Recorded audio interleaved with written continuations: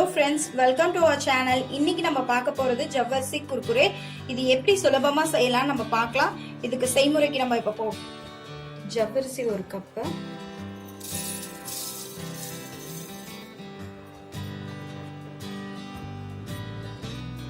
மிளகுத்தூள் காரத்துக்கு தகுந்தாப்புல, உப்பு தேவையான அளவு. இதை இப்போ பவுடர் பண்ணி எடுத்துக்கலாம். இப்போ ஜவ்வரிசி பவுடர் பண்ணி எடுத்தாச்சு. உருளைக்கிழங்கு வேக வச்சது எடுத்து வச்சிருக்கேன். இது இப்போ துருவிக்கணும். இந்த மாதிரி துருவுறதுனால ஸ்மாஷ் பண்ணுறதை விட உங்களுக்கு இது கொஞ்சம் சமமாக கிடைக்கும் மாவு பதத்தில். இப்போ இது துருவியாச்சு. இதோட இந்த பவுடர் பண்ணதை போட்டு இது சப்பாத்தி மாவு பதத்துக்கு பிணைஞ்சிக்கலாம். உருளைக்கிழங்குல இருக்கிற ஈரப்பதமே போதும், நல்லா பிணையணும். இப்போ சப்பாத்தி மாவு பதத்துக்கு ரெடி ஆயிடுச்சு. இதை ஒரு 20 நிமிஷம் ஊற வைக்கணும். 20 மினிட்ஸ் ஆயிடுச்சு.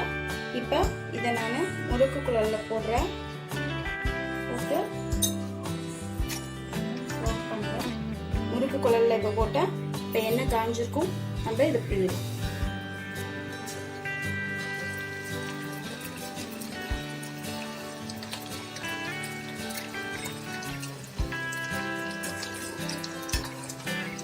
உருளைக்கிழங்கும் ஜவ்வரிசியும் இருந்தால் போதும், குர்குரே ரெடி. கடையில் வாங்கி தரணும்னு அவசியம் இல்லை. நல்ல மெரூன் கலரில் வரட்டும். இப்போ பொரிஞ்சு வெந்துச்சு.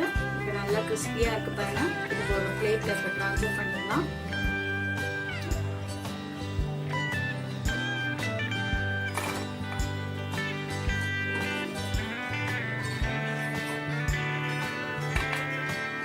இப்போ கிறிஸ்பியான குர்குரே ரெடி.